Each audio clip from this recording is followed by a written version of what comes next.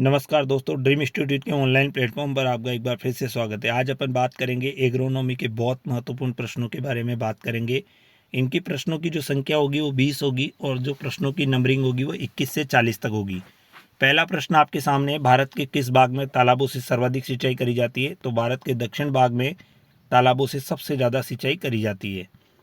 Next प्रश्न है आपका 22वें नंबर का, लवणीय क्षारीय मृदाओं की क्रमशः पीएच, विद्युत चालकता एवं विनिमयशील सोडियम प्रतिशतता होती है। तो इसके अंदर जो ऑप्शन राइट होगा वो पहले नंबर वाला ही ऑप्शन राइट हो जाएगा। अगला है, बूंद बूंद सिंचाई विधि किस देश द्वारा खोजी गई थी? जो बूंद बूंद सिंचाई विधि थी वो इजराइल के द्वारा खोजी गई थी, यानी डी वाला बिल्कुल राइट हो जाएगा। अगला प्रश्न है, लवणीय क्षारीय मृदाओं की होती है, लवणीय क्षारीय मृदाओं की होती है तो क्या होती है वो आपसे पूछ रहा है। विद्युत चालकता कितनी होती है? विद्युत चालकता है, विद्युत चालकता, इन चारों में से कौन सा? तो इन चारों में से जो ऑप्शन राइट होगा वो सी नंबर वाला बिल्कुल राइट हो जाएगा।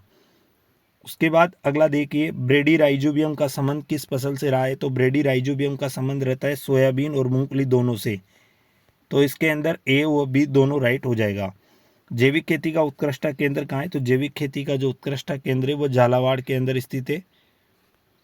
अगला देखिए, 27वें नंबर का प्रश्न आपके सामने आ चुका है कि जो भूमि में सोडियम कार्बोनेट एवं बाइकार्बोनेट आयनन की अधिकता से कौन सी मृदाओं का निर्माण होता है? तो 27वें प्रश्न के अंदर आ जाएगा, क्षारीय मृदाओं का निर्माण होता है। कौन से पोषक तत्व की कमी से पौधे के नीचे की पत्तियों का हल्का रंग बैंगनी व भूरा हो जाता है? तो इसके अंदर आ जाएगा अपना आंसर फास्फोरस। फास्फोरस की कमी से ऐसा होता है। उसके बाद अगला प्रश्न आपके सामने आ चुका है कि फसलों को गिरने से बचाने के लिए, फसलों को गिरने से बचाने के लिए प्रतिकूल दशाओं से लड़ने के लिए क्षमता प्रदान कौन करता है? तो पोटास करता है, यानी सी वाला ऑप्शन बिल्कुल राइट हो जाएगा। निम्न में से कौन सा एंजाइम नाइट्रोजन स्थिरीकरण हेतु उत्तरदायी है? तो इसके अंदर नाइट्रोजिनेज हो जाएगा, यानी बी वाला ऑप्शन बिल्कुल राइट हो जाएगा। 31वें नंबर का प्रश्न आपके सामने आ चुका है कि मैग्नीशियम और सल्फर को कहते हैं तो द्वितीय पोषक तत्व के नाम से इनको जाना जाता है।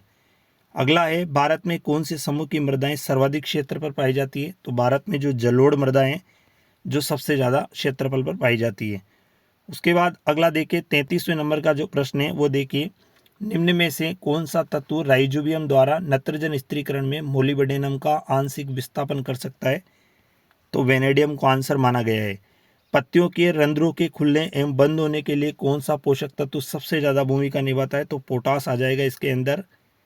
अगला प्रश्न देखिए, मिलान वाला है कि निम्न में से कौन सा, देखो दो ऑप्शन आपको यहाँ दिख रहे होंगे, दो नीचे दिख रहे होंगे। देखो, निम्न में से कौन सा सुमेलित नहीं है? प्रमुख बीज और उनके आगे प्रयुक्त टैग के बारे में। तो आधार बीज के आगे सफ़ेद आ रहा है, प्रमाणित के आगे नीला आ रहा है, और पंजीकृत के आगे ऑरेंज कलर का आ रहा है, और प्रजनक बीज के आगे आ रहा है सुनहरा पीला।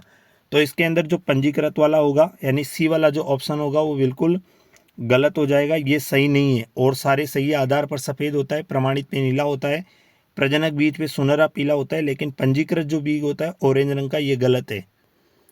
उसके बाद अगला प्रश्न आ जाइए, 36वें नंबर का प्रश्न आपके सामने आ चुका है। देखो, उत्तम बीज का उपयोग करने से फसल की उपज में कितने प्रतिशत तक वृद्धि होती है? तो अच्छी जो मतलब वो होता है उत्तम बीज होता है तो उससे लगभग 10 से 15% तक वृद्धि होती है। टेट्राजोलियम परीक्षण का प्रयोग किया जाता है किसके लिए? बीज की जीवन क्षमता के लिए किया जाता है, यानी सी वाला ऑप्शन बिल्कुल राइट होगा। अगला प्रश्न देखिए, 38वें नंबर का, एसएसपी उर्वरक में सल्फर की मात्रा कितने प्रतिशत होती है? जो एसएसपी उर्वरक होता है उसमें सल्फर की जो मात्रा होती है वो 12% होती है। तो ये 12%, यानी कि बी वाला ऑप्शन बिल्कुल राइट हो जाएगा। राजस्थान के किस कृषि जलवायु खंड में सर्वाधिक देसी मुर्गियां पाली जाती है? अब आप देखो, राजस्थान में जो सबसे ज़्यादा देसी मुर्गियां अगर पूछ रहा है वो आपसे, तो देसी मुर्गियां पाली जाती है बांसवाड़ा जिले में, और बांसवाड़ा आता है राजस्थान में, फोर्थ बी में आता है, यानी डी वाला ऑप्शन बिल्कुल राइट हो जाएगा। अगर वो आपसे पूछता कि राजस्थान के किस जलवायु खंड में सर्वाधिक मुर्गियां पाली जाती है तो फिर अजमेर आता, यानी कि जयपुर, टोंक, अजमेर, यानी अपन थर्ड ए में जाते।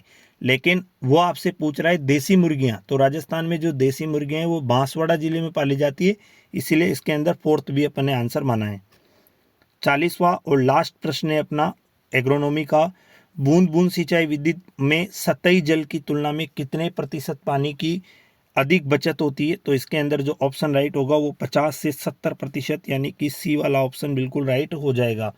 तो देखो, ये एग्रोनॉमी के अपने बहुत अच्छे प्रश्न के बारे में अपन ने पढ़ा, तो आप इनको अच्छे से देखिए। अगर आपको लगता है कि कोई प्रश्न का उत्तर गलत हो सकता है तो आप ड्रीम इंस्टीट्यूट के यूट्यूब चैनल है, उसके जो व्हाट्सअप नंबर है उस पर आप मैसेज कर सकते हो।